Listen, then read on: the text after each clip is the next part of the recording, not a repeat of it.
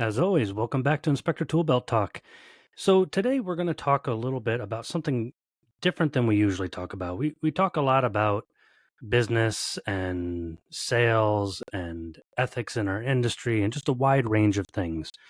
But I want to get back a moment to the purity of what we do, which is inspecting houses and writing reports, protecting people. It's what we do. And specifically, I wanted to talk today about grouping items in a report.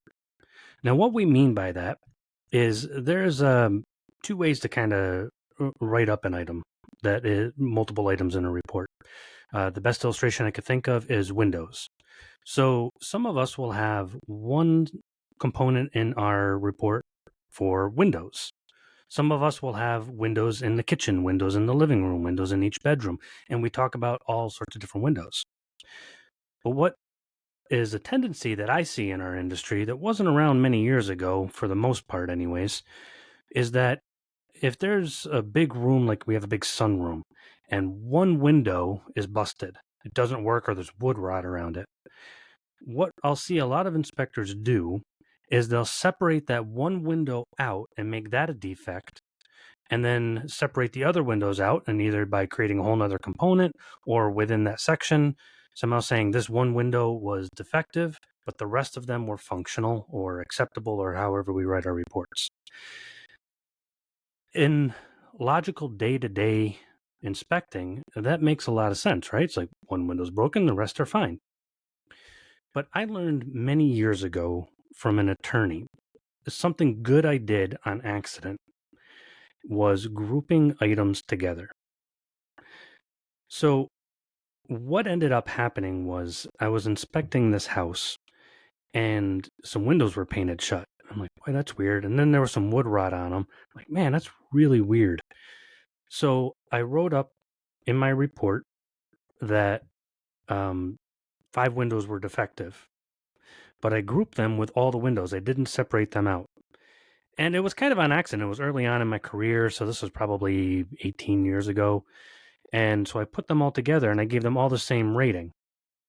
And so effectively, because my rating says this is the defective item, you should have a qualified contractor look at them. The attorney took that and said, all of these windows now need to be looked at. The attorney for the buyer, that is. So when the contractor went in, he goes, the other windows look fine, but I'm really glad your home inspector failed them too, because watch what happened when he started taking things apart that I couldn't do. And it showed that they had the same defect as the 5 windows or 4 windows, however many it was that I found. So the attorney actually called me and said, Ian, thank you for that. Most home inspectors wouldn't have grouped items together like that. And the way he was a super nice guy. To this day, I still know him, Facebook friends at this point, not that I see him very often. But he explained to me why grouping items together is so important. He said, when we group items together, first of all, we as home inspectors don't know what is going on behind the walls. And he said, what if you fail one window in a big sunroom and you say the rest of them are fine? Now, during the exploratory measures, the contractor comes in and says, yes, the other windows are fine, but they all have the same defect that caused this one to have wood rot around it. So they all need to get replaced. He said, from a legal standpoint, that ties my clients and my hands behind our back because you only said the one window. So now it becomes either a fight or my client doesn't get a credit for those other windows. And a light bulb popped in my head and I said, okay, from this day forward, I'm going to group items. Now, this is a sensitive subject because I have brought this up to other home inspectors. And man, besides which flashlight is the best and if you should walk a roof or use a drone, I have never seen home inspectors get more fiery. So I'll probably get some flack for this podcast. But they said, you can't fail something that's not defective. That's the argument that I get from most home inspectors distilled down. The argument that this attorney made is, if you see an indication that one of the same thing is defective, what's to say the rest of them aren't? And isn't that what we're doing as home inspectors? We are looking for indications of an issue because we very rarely can see the whole issue. If we see a little bit of wood rot over a window, we know there's probably a heck of a lot of wood rot underneath that sheetrock, right? I'm going to give you 2 instances where grouping items together and not separating them out was beneficial both to me and my client. Ironically, the second one has to do with windows too. But the first one is a roof story. Now, I've probably told this on this podcast before, but this was one of my favorite instances of how it protected me legally. So I was inspecting this ginormous house probably 15, 16 years ago, not long after I discovered that grouping items together was beneficial for me and my clients. But I was up in the attic and I'm like, oh man, there's mold everywhere and there's leaks and yada, yada, yada. So what ended up happening was I failed. The backside of the roof was leaking. The front side of the roof was fine. So what I did was, instead of separating it out and having 2 sections saying the front of the roof was fine, the back of the roof was leaking, I just wrote the whole component roof. As in my area, we call them major defects. That's a whole nother story, what we call them in my area. So, and in the report, I said indications of leaking on the back side of the roof, et cetera, et cetera. No indications of leaking could be found on the front side of the roof at the time of the inspection, but recommend that the entire roof be evaluated by a qualified contractor, roofing contractor. I think I wrote contractor. But what ended up happening was the buyer came back and was angry. I still remember it. I was driving down the road and I was turning on the highway and this guy was just laying into me. And it's like 8 a.m. and I'm driving to an inspection and just laying into me hard. So come to find out after like 5-10 minutes of this, he goes, my wife is an attorney. She said you were just trying to protect yourself. So you're just making it so I don't have any recourse against you. And then there was a pause. The first time he paused. I learned a long time ago, you let people get angry enough without saying anything, they're gonna cut their own legs off. And during the pause, I just waited and didn't say anything. I said, your wife is upset because I am well covered. And he's like, well, that just seems like a shifty this and this and this. I'm like, that doesn't seem shifty to me. It seems like I protected you. And your wife wanted to be able to have some legal recourse to come back and sue me.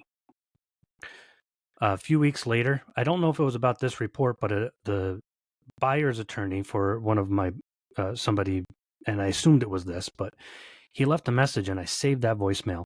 He said, I've never seen a more well-written report that protects my clients. You will get referred to by me for all of my clients. That taught me something.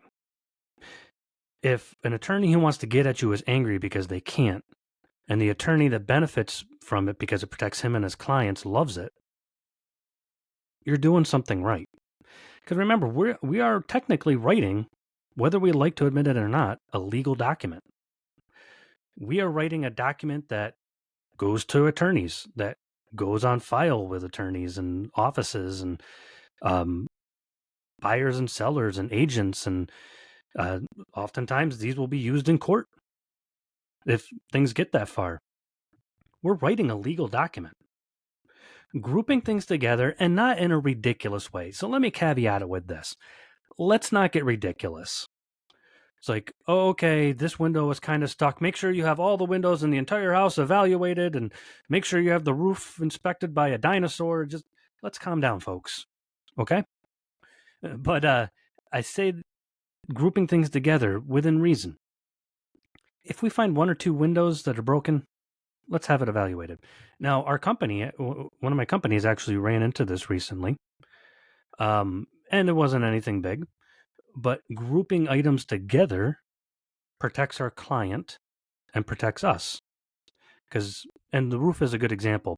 I have seen so many inspectors separate sections of roof out. The west side of the roof was defective, but nothing could be found with the south side of the roof. It's like, all right, they're both 24 years old. Are we trying to make an agent happy with this evaluation? Or what are we doing here, guys? It's like, listen, I found indications of leaking on the roof. For if you want to see the leaks, they're on the west side, but I recommend that the whole roof be looked at. Or front of the roof was new, but the back of the roof was not new and leaking. I still say, okay, front of the roof was new. I don't exaggerate anything, and no indications of leaking was able to be found, but recommend evaluation by a qualified contractor of the entire roof.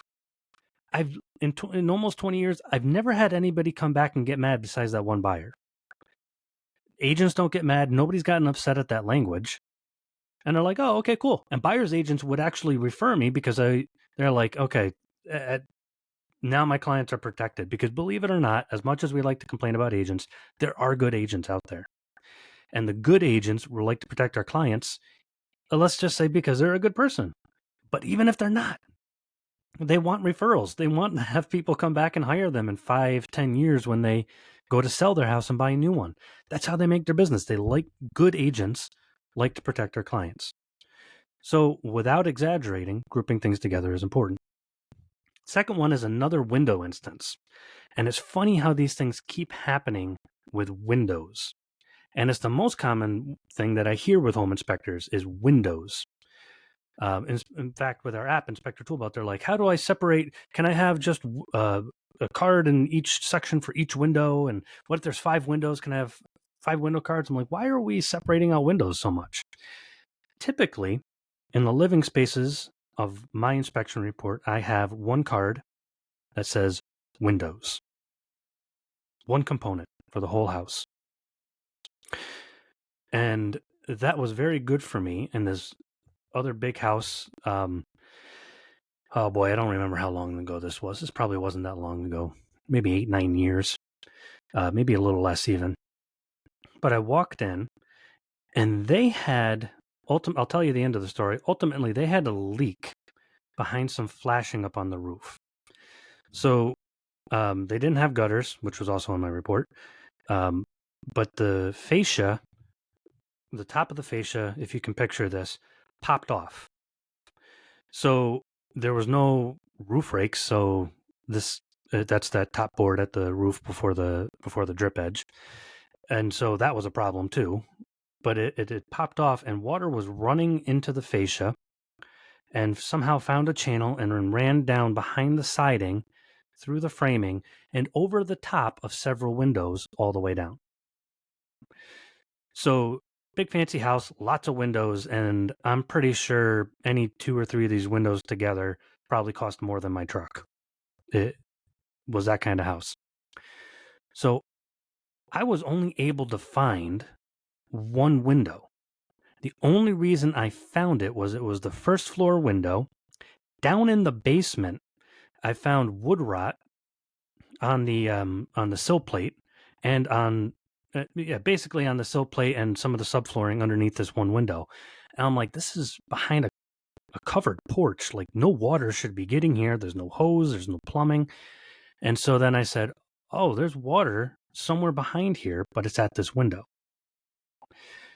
So I looked and I failed this one window and the one above it, and I pointed out where the water is, quote unquote, likely coming from. Always never determine where something is coming from. It could be coming from this, but the origin of the moisture was not able to be fully determined. Recommend evaluation by a qualified contractor. So it turned out these 2 windows obviously needed repairs. But because I grouped them together, I only have one section of my report for windows. I said these 2 definitely have problems. And because my rating system says in the rating, anything that falls into this rating should be evaluated. Turned out that other windows had the beginnings of other problems because they did not flash them properly. It was not visible, but the window contractor came and pulled off a couple pieces of siding, and they did not tape or flash around the window installations. So, I mean, this is 7-8 years ago, so there's probably some details that I'm forgetting. But basically what happened was, instead of people getting upset at me, saying, Ian missed all these other windows without flashing, and then me having to explain I don't take off siding, instead they said, holy cow, Ian is amazing. How did he know? I became a hero because the attorney's like, because your home inspector said all the windows should be evaluated effectively by putting it in one group, he saved you tens of thousands of dollars.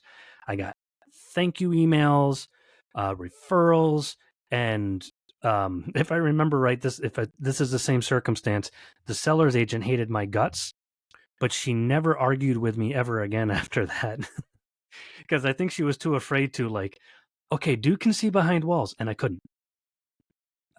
But I grouped it. If there's something wrong with one of something or one part of something, the likelihood of something being wrong with the rest of it that we can't see is very, very high. It protects our clients. And I've never had an agent get upset. But we do have to be very careful how we write things. So one of the, I'll just go back as a side point. One of the reasons that buyer with the roof was mad at me is because I recommended a qualified contractor come and look at it. So I didn't say licensed. I never say licensed because there's not always licensing, and licensing doesn't make somebody good at their job. So I found this out from attorney. If you write in a licensed contractor to evaluate, and that contractor is bad, that actually opens up you to liability. So one of the things this guy's lawyer wife wanted to do was open me up to liability. So if they hired a contractor that was bad, they could come back and say, you told me to get a licensed contractor. I got a licensed contractor and things turned out really bad for me. If I say qualified, what one attorney explained to me was now you put all of the obligation on the client. Now that sounds harsh, like put all the obligation on them. Qualified encompasses license. So if there's licensing, they have to get someone who's licensed. But now it also encompasses the quality of work that the contractor does. So they can, if they go and they get just the cheapest bid, they come back and they say, this guy was a jerk, I'm going to blame the home inspector. That attorney is like, what are you going to say? I said qualified. How did they qualify him? Can we see the other bids? These other bids were higher. Why did they choose the lowest one? Or even if they chose the highest bid, they're like, did they look at his ratings? This guy has bad ratings. So that means he's not qualified. They didn't do their due diligence. So there's a side point. In my personal opinion, I always put, based on attorney advice to me, I always put qualified. But we need to be careful how we write our language. We don't want to be overly soft. Now, let's be honest. Some of us are overly soft in the language that we use in our reports. We go to extremes as human beings, don't we? Well, I don't want to come off as an alarmist, so we go overly soft. Well, there was leaks on the west side of the roof, but, leaks happen. The roof could be serviceable. Maybe there was some ice damming, or, it's probably not that bad. It's like, okay, let's not be warm and fuzzy. Leak is a leak. Call it a leak. Let the roofer come and figure out the rest of it. But some of us get overly harsh.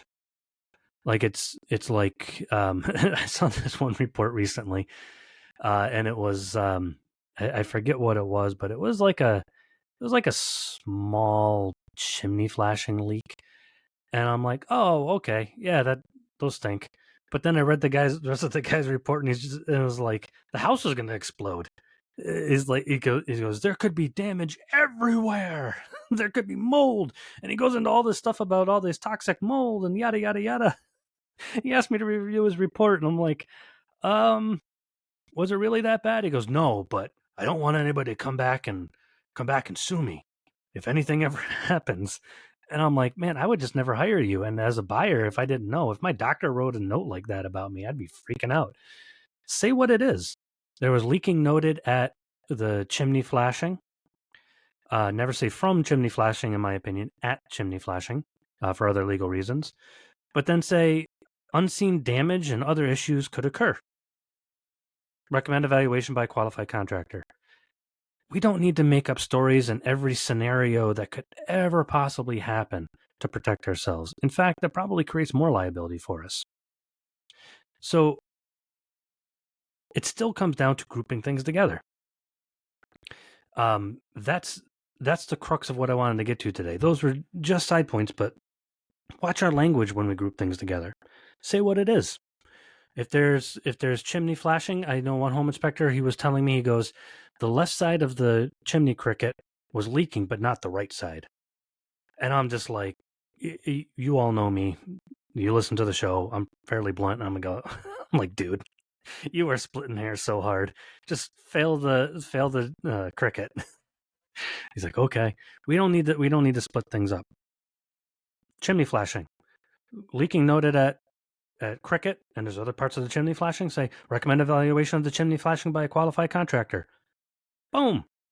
Done. Simple. Client knows what's the issue. We can have in our rating, unseen damage may exist. Recommend full evaluation for any other damage that could not be seen at time of inspection. Then when they find more, they're like, oh yeah, the home inspector said there could be unseen damage. Yay. That's writing a beautiful report. Clear, concise, protects our client without exaggerating or without writing a soft report.